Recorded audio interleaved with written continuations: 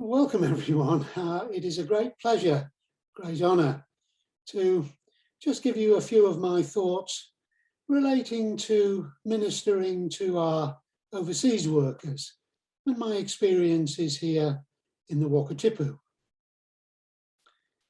Pre-COVID, during COVID, and into the future, the Wakatipu, with its population centres of Queenstown and Arrowtown, has become dependent upon workers from all over the world, but predominantly from Spanish-speaking South America, Brazil, and the Philippines. The vast majority of these people are between the ages of 20 and 30, 35, and they work in a variety of industries. For many, one thing they have in common: you don't see them in a church of any denomination. So I thought, can we try to put evangelism and compassionate ministry together for these young people, bringing the good news of Jesus Christ into the midst of their lives, which is filled with such issues as visa complications, separation from loved ones, low wages, the high cost of living in this region, having to work multiple jobs just to survive, landlords, cramped accommodation, fatigue. So, in a nutshell, this is what I've been trying to do, and it raises some questions and some exciting challenges. So here are just a few things for you to pray about and maybe even consider acting upon if they are relevant within your own communities. Firstly, making the first contact. This needs a little bit of quiet research, and my oracle here in Queenstown turned out to be a young Filipina girl working behind the counter in McDonald's. She provided the answer to the question, where's the best place for me to go if I want to meet and help people like you, young workers from overseas who are here in Queenstown? The answer was surprising. She said, 7 a.m. here in Macca's. The night shift is going home, the day shift is coming in, but all want cheap coffee and cake for breakfast, and Macca's is the cheapest.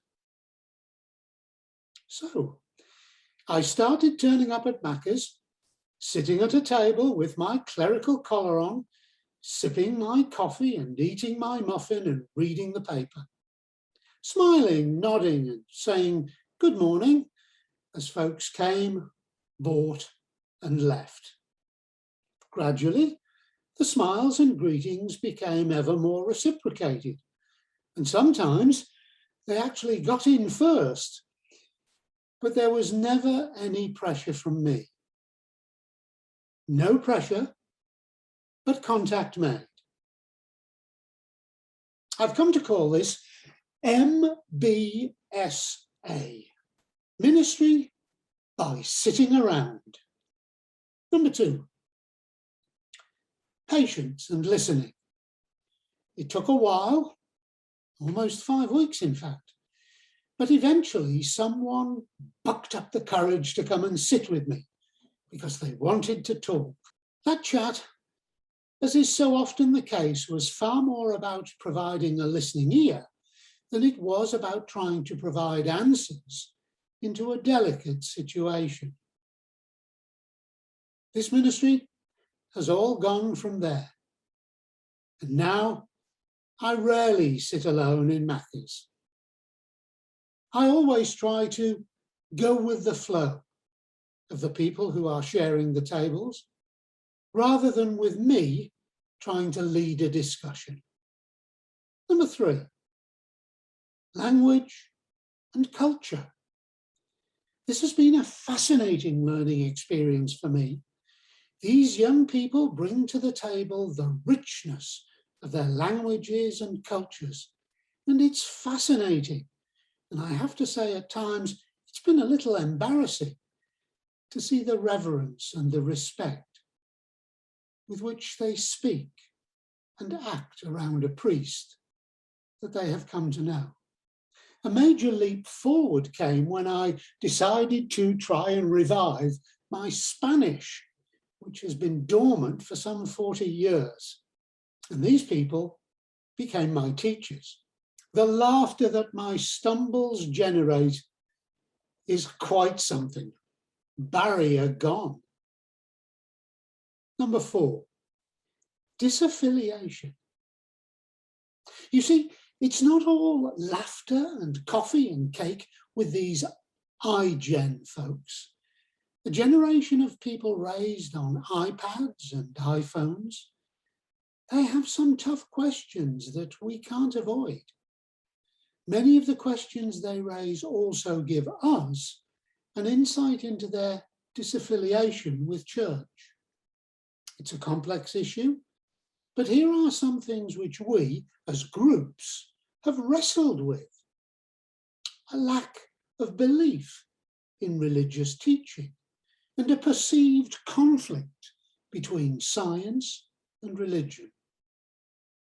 The way the church is perceived to treat people, the ongoing sexual abuse scandals, homosexuality and the blessing of same-sex couples, a rich church versus poor people. Ah, but I read this on Facebook, or I saw this video on YouTube. The rise of the new atheists. The culture of self-invention. It's my prerogative to invent my life, to define my values, to define my identity. My freedom determines who I am, and my freedom comes first. Why should I allow myself into a culture, read church, that takes this away from me?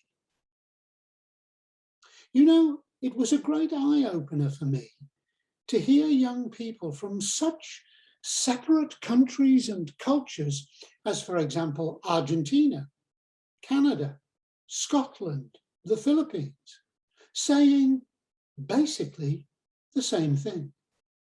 And the challenge for us is, how do we respond to this?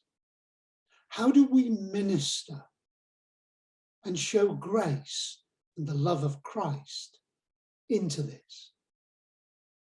Number 5, social media. We must never underestimate the power of the internet, websites, and social media. Not only do my brothers and sisters from overseas keep in contact with distant family and friends, but large social media presence, instant translations, can really create an impact upon them. Perhaps future generations of clergy will need to be given a firm grounding in the roles and uses of these technology to minister into their communities and beyond. And finally, 6, a realistic vision. You know, it really helps to have a clear vision of what you hope to achieve when ministering to overseas workers. The pressures they face are enormous. They work long hours. They face a variety of social issues. Be there. Listen. Be patient. Show the life of the risen Christ, and we will be uplifted. Expect to see them packing the pews, and we'll be disappointed.